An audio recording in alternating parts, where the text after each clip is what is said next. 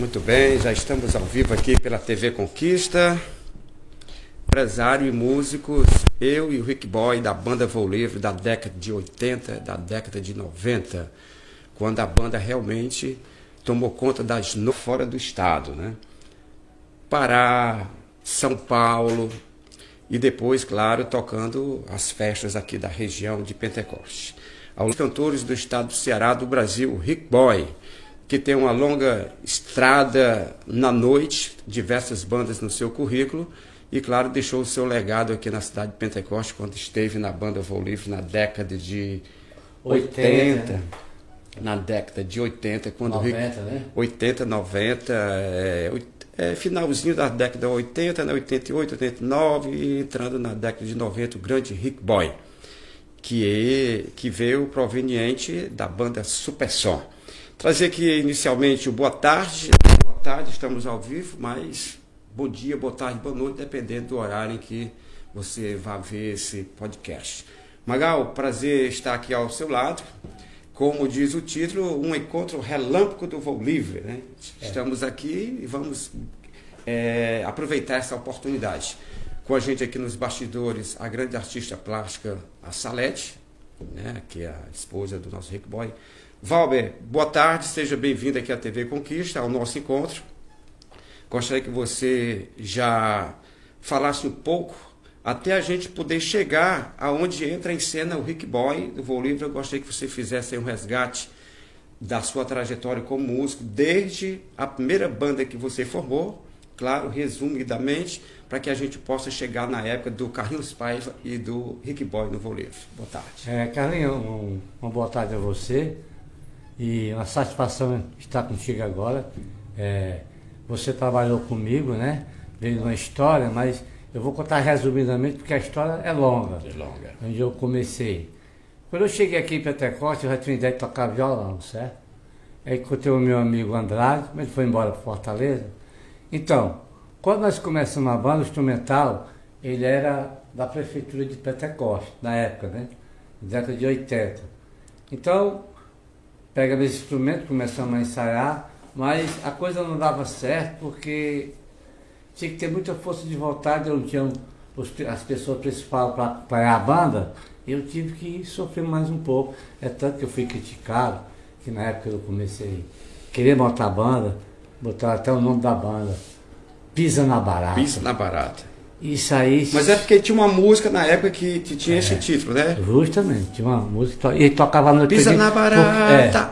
Porque o repertório, ó, bem pequenozinho, tinha que repetir. Aí depois chamava Bilu Teté, sabe?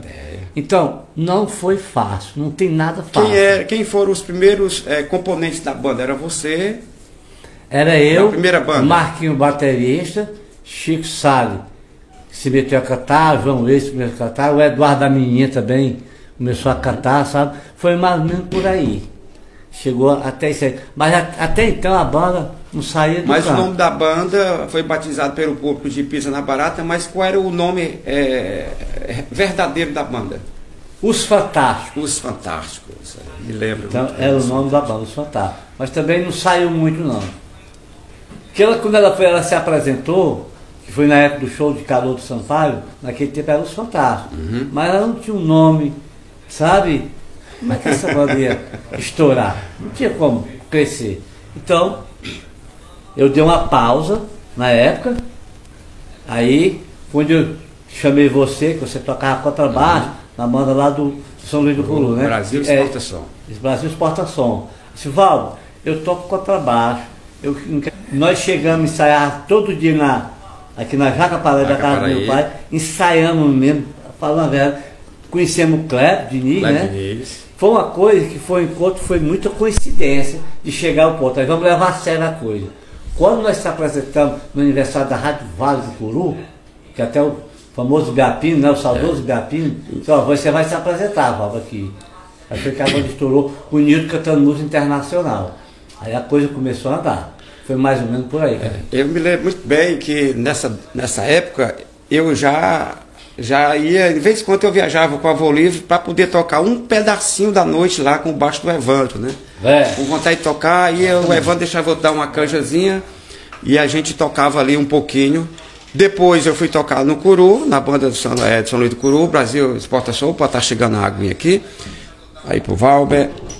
E me lembro que quando, na década de 80, 85, foi quando eu entrei na banda Voo Livre. Foi momentos em que os componentes da Voo Livre saíram para formar a banda Alto Som. Hoje também. E a Voo Livre ficou desprovida de músicos. Foi quando você chamou o Kleber Diniz, que entrou numa semana antes que eu, né? Foi. E depois eu vim para guitarra. E nessa brincadeira a gente passou 10 anos. Já na Voo Livre foi quando a gente, por ver o Rick Boy tocando super som, fazia filas e filas aqui. Quando falava em super som, era uma loucura nesse Pentecoste, chegando a águazinha, cogitado para entrar na banda Voo Livre, né? Rapaz, precisamos de um cantor. Aí a gente foi unânime a dizer, rapaz, chama aquele Rick Boy lá, aquele malucão lá da banda lá e tal, do super som. E o Boy veio para nossa banda. Não sei se o Boy lembra qual foi o ano, o Valber, mas foi por aí na faixa de 88 para 89, sim, né? 88, 89, o Boy veio para a banda Voo Livre. Rick Boy, você tem aqui muitos fãs, por onde você passa você tem fãs, e aqui em Pentecoste não é diferente. Você deixou o seu legado. Hoje, quando eu falo em Rick Boy no Pentecoste, a gente já associa rapidamente a banda Voo Livre pela sua passagem. Boa tarde. Como você falou ontem, Carlinhos, bom dia, boa tarde, boa noite, depende do horário que vocês estiverem assistindo, né? Esta entrevista, este encontro relâmpago, exatamente. Então, sempre foi bacana, foi gratificante, mais ainda, né? A convite de vocês, grande músico e grande administrador, que é o Valber, né? E os músicos, você de guitarra, Carlos Paiva de guitarra, Paulinho bateria, contrabaixo Márcio, né? Era Márcio. Teclado, inteligente, capacitado, nossa. Kleber Diniz, né? E foi... Percussionista era o Salvador, e o Tártaro. E o Tártaro, né? O Tartarugas. Era o que? A Virgínias. Não, Virgínia, é Liduína. Foi assim, sim. Em memória, né? Em memória. Em memória, a nossa cantora Liduína, que cantava muito bem também, né? E internacional principalmente. Sim, grande cantora. Então sempre foi bacana para mim, muito, me sinto feliz sempre. Cidade simpática, todo mundo que chega, né? Poxa, eu sou feliz quando estou passando aqui em Pentecoste, chegando até aqui. É muito legal para mim, me sinto muito bem. Como hoje, né? No comando desta comunicação, Carlos Paiva.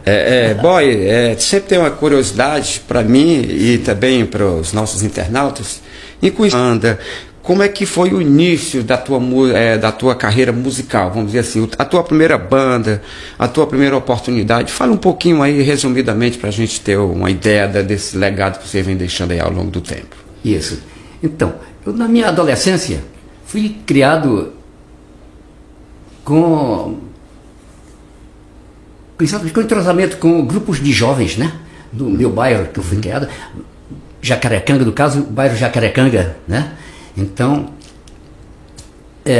com os amigos de colégio, de bairro, eu era um pouco tímido, ainda sou um pouco tímido, não gosto de falar muito, eu acho que é devido a minha pronúncia, minha descendência, né, que, para quem não sabe, eu sou descendente de família europeia, né, sou neto de chileno, né, faço parte da família Sancho, então daí... Mas que foi bom para mim, porque eu me saí mais e as bandas me deram oportunidade para que eu me destacasse, falar melhor, certo? E foi exatamente do bairro que iniciou um grupo muito umas bandas que, né, maiores de outros bairros. Isso. E como é que você foi parar no Super Som? Você já estava em uma banda e teve que abrir mão dessa banda para ir para o Super Som. Como é que surgiu essa oportunidade para ir para o Super Som, que na época, né, na década de 80, 90, era uma das grandes bandas do estado do Ceará? Como é que o Boy chegou? Do bairro Antônio Bezerra. Lembro. Então, depois que ela acabou, do bairro da nossa praia de Iracema, né? A sede era lá. Então, foi realmente uma das grandes bandas do Ceará, né? Que foi por causa dela que hoje eu conheço Pentecoste, né? E adquiri muitas amizades nesta cidade gostosa.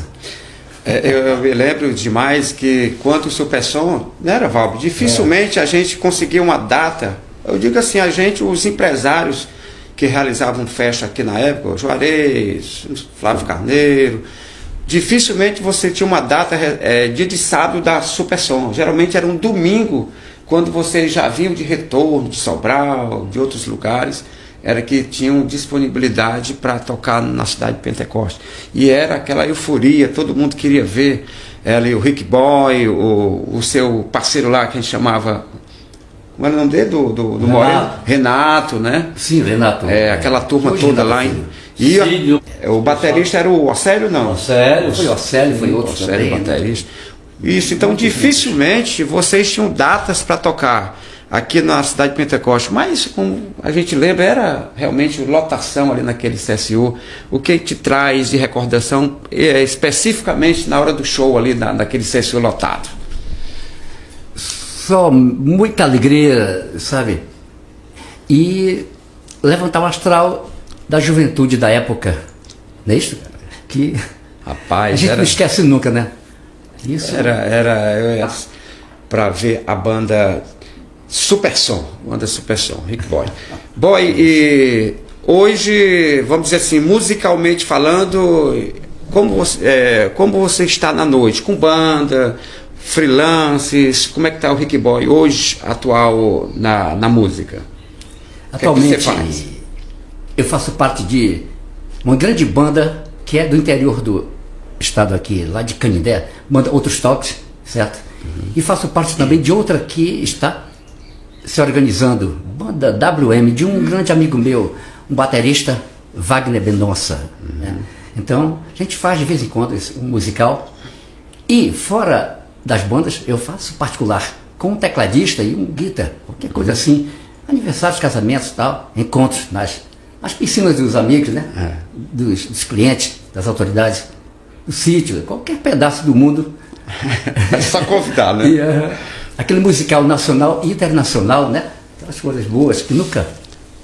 E falando nisso, dentro em breve, né, você vai estar fazendo um show particular aqui na cidade de Pentecoste, né? Sim.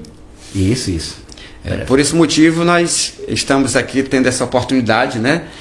Não deixar essa oportunidade passar e já fazer aqui esse podcast, poder bater esse papo aqui informal.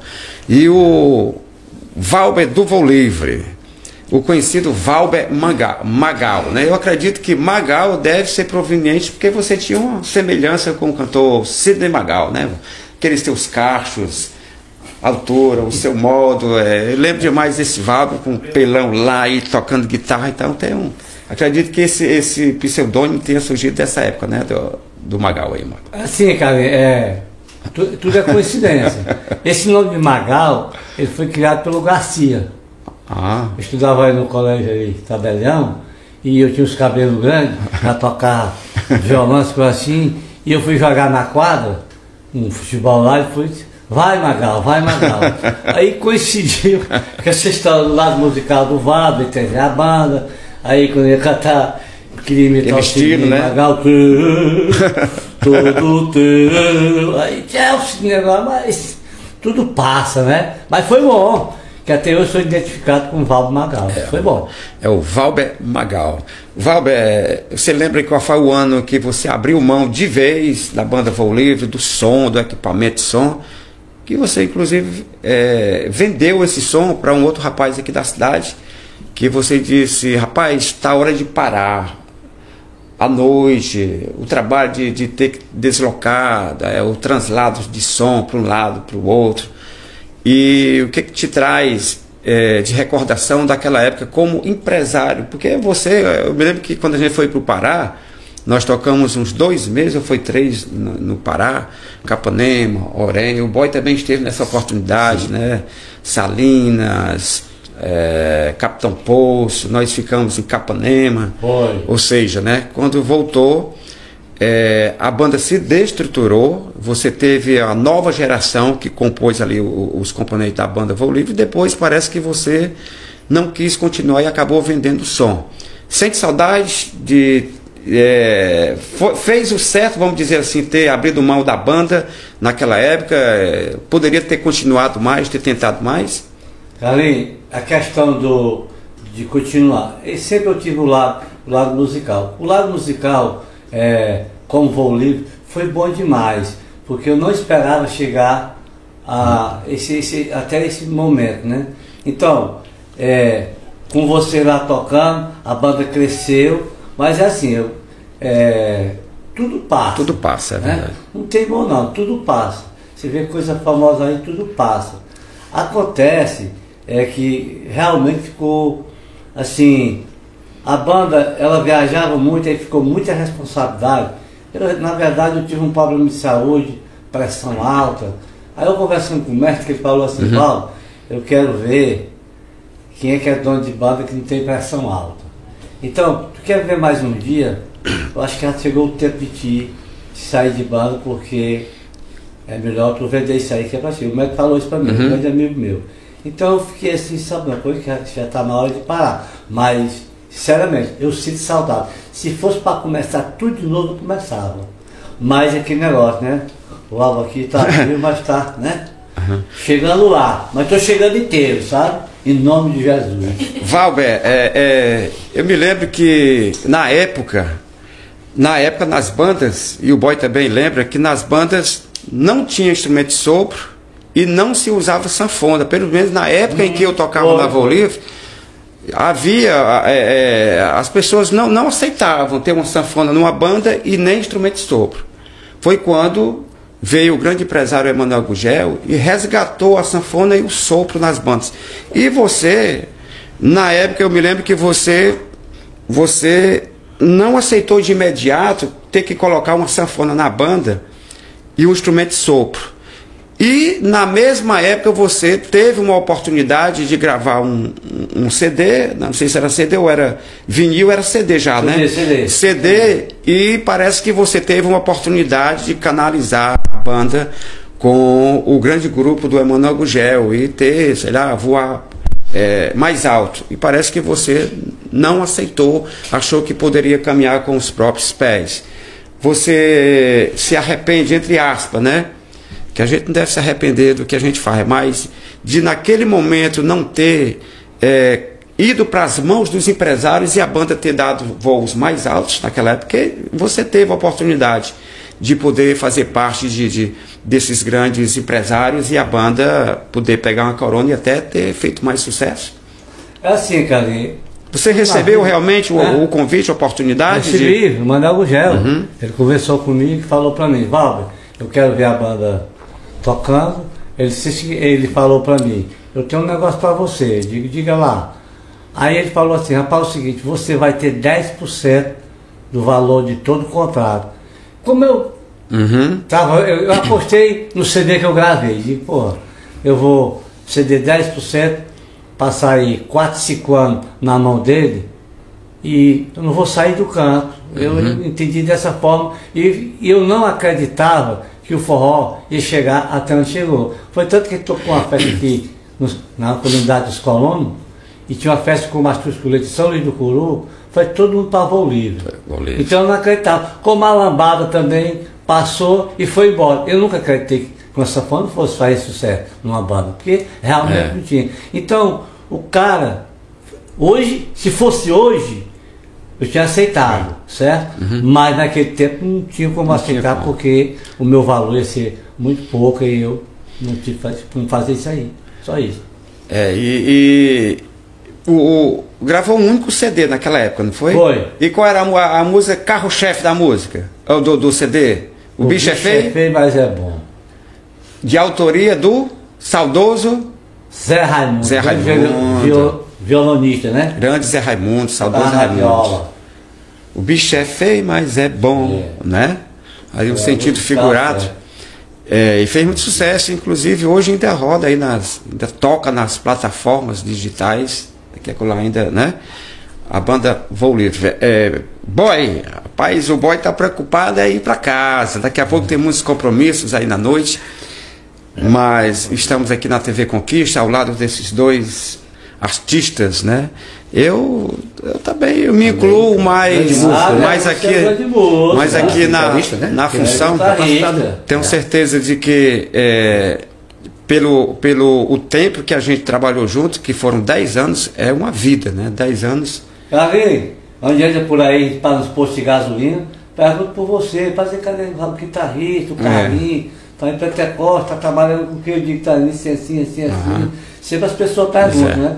A gente ficou muito conhecido, né? O Carlinhos foi você.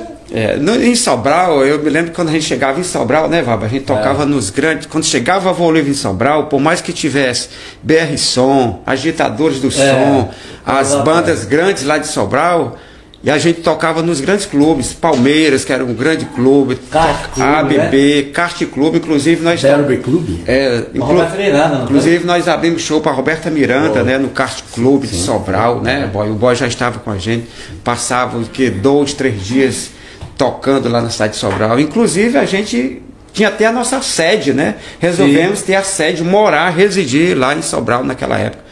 Tempo bom, né, Valber? Muito bom o tempo, viu? Oportunidade. Eu era feliz e não sabia. A oportunidade do grande amigo Yelton, né? Yelton teve muita força com a gente lá, deu muita força para a gente trabalhar na região norte, né? Grande região norte, Sobral, Voo Livre, Sobral, Rick Boy. Quando falava, os caras diziam, rapaz, cadê aquele malucão lá da banda e tal, aquele cara lá? Quer dizer, o Rick Boy era uma marca registrada, foi uma marca registrada da banda Voo Livre, né?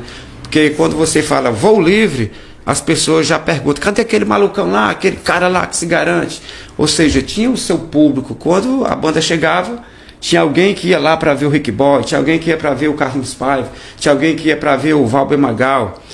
Tem uma cena inusitada, histórias que a gente conta, diz que a gente estava lá no... Né, Marcos Ramos, nosso diretor que está ali, diz que a gente estava lá no... Eu não vi esse momento, estava lá acho que era no Pará. E o Valber sempre foi aquele empresário discreto, descalço, sem camisa. Sempre foi assim mesmo. Sempre foi desse jeito, né? E disse que chegou um senhor lá e querendo contratar a banda e disse, rapaz, cadê o empresário da banda? Aí disse, rapaz, ele tá ali atrás, tá chupando manga ali atrás do ônibus. Aí o senhor foi lá, quando chegou lá, encontrou você lá, chupando manga, secando, todo negado aqui de manga e tudo. Aí o cara voltou e disse, ei, rapaz, eu não gosto de brincadeira não, cadê o dono da banda? Não, é ele mesmo. Quer dizer, pela sua forma simples, não te levou a cabeça ser empresário de uma das grandes bandas aqui do estado do Ceará, que era Voo Livre. Pela tua simplicidade, as pessoas nem acreditavam que você era o dono da banda, como eu presenciei por várias vezes. Ou seja, a sua essência, a gente vê aqui ainda hoje essa essência do Valber Magal, que um dia já esteve como um dos grandes empresários de bandas do Ceará. O Voo Livre era realmente uma grande banda, né, Val? Naquele tempo a sua simplicidade continua, né? Cara, e isso aconteceu isso lá no Pará, em Itapajé também aconteceu isso. Estava lá montando as caixas de som e perguntou, cadê o dono da banda? Eu disse, que sou eu. Olhou assim pra mim, carregando caixa de som aqui, arrumando. Não, porque eu sou assim mesmo, sem problema, amigo. Pode falar aí. Não, porque eu estou atrás de contratar a banda para tocar e tal canto.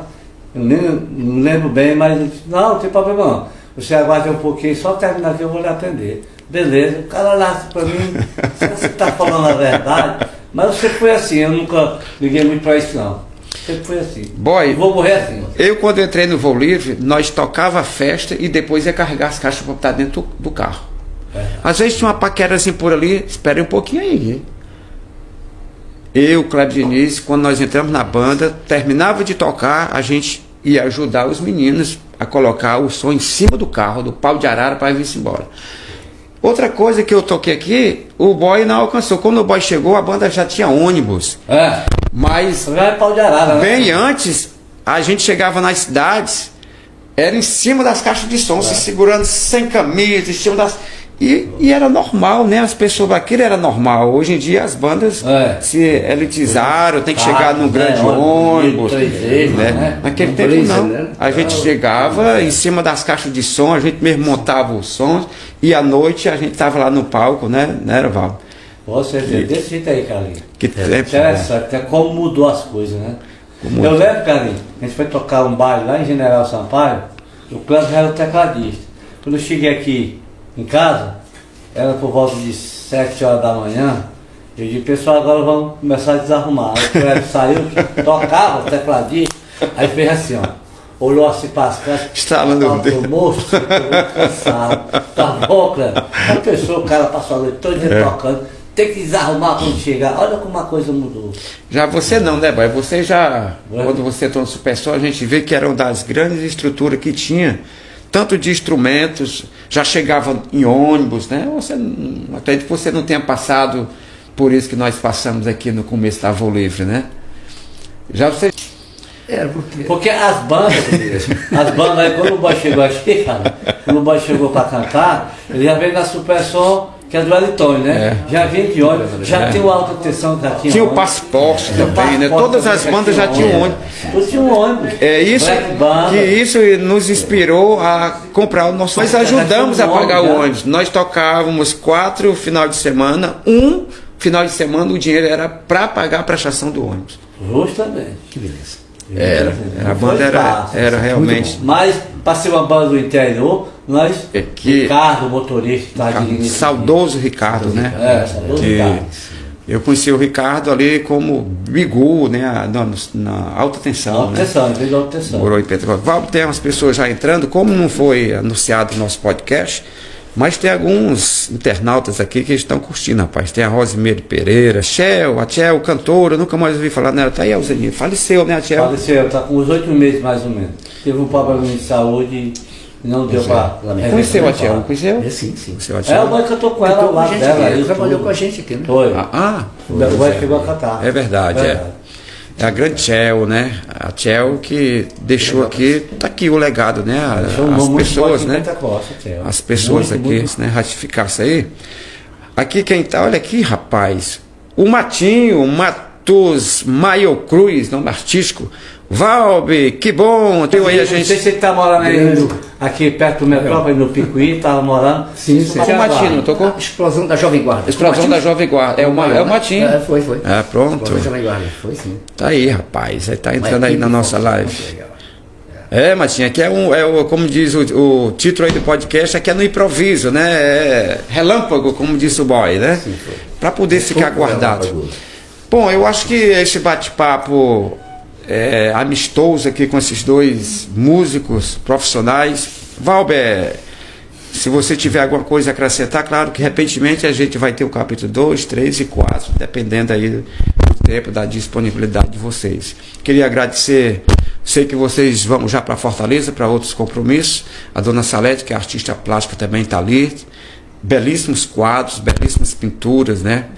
Viajando por aí, mostrando o seu trabalho, o seu talento, que é a esposa do nosso cantor Rick Boy. E o Rick Boy vai estar na cidade de Pentecoste, né? Quem quiser ver, é um show particular, mas o Boy vai estar lá, né? Para dar um autógrafo, para bater uma. Como eu sou amigo da família, vou me autoconvidar, né, para poder estar presente, porque não vou perder essa oportunidade. E Valber, prazer ter batido esse papo com você aqui na TV Conquista. E a gente sabe de que para tocar, o meu sonho era tocar na banda de Pentecoste e você me deu essa oportunidade. Isso há 10 anos atrás, né? E hoje, quando chega o Carlinhos Paiva como músico, ele é reconhecido não como o Carlinhos Paiva, mas o Carlinhos Paiva do oportunidade. Cara, também quero te agradecer. Você é um grande amigo meu. Você trabalha, a gente se encontra, conversa e tal, mas você foi uma peça fundamental, porque você foi um cara, uma das pessoas da banda que deu força para Voo Livre. Vamos levar a coisa séria no Brasil.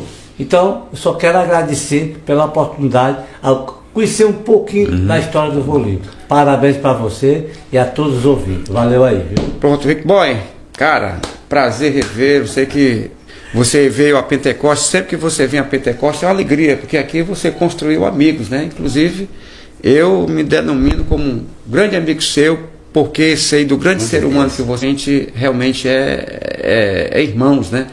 E você é um grande amigo, quero te. Né? O Rick Boy é uma marca, né? O Rick Boy é uma marca já forte aqui no nosso estado do Ceará. Parabéns, meu irmão. Que Deus te abençoe sempre. Obrigado por esse encontro. Obrigado muito mesmo a você por comandar este momento marcante, né, Valber? Tá?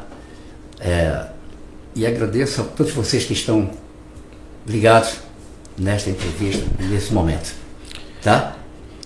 Amigos músicos, amigos, sociedade desta cidade, que está no meu coração há muito tempo, muitos anos, certo? Pentecostes. Tá? Foi bom demais eu chegar até este papo legal com Carlinhos Paiva e Valber. Um abraço a todos vocês. Pronto, tá aí o nosso cigano, ele se autodenomina cigano, é um cara realmente muito simples, e o estilo dele é o mesmo, né? A gente vê lá o cara com sua performance do Rick Boy. Obrigado aí o Marcos Ramos, nosso diretor de imagem, tá ali a Lana, né, filha do Valber, grande amiga, que depois vamos fazer o nosso podcast, porque eu vi a Lana ali nos seus primeiros meses de vida, né? Então a gente tem uma história também. Obrigado, internautas. Esse foi o capítulo 1. Com certeza teremos o 2, o 3, o 4 para falarmos de uma das grandes bandas do estado do Ceará e a maior do Vale do Curu, a banda Voo Livre do Valber Magal.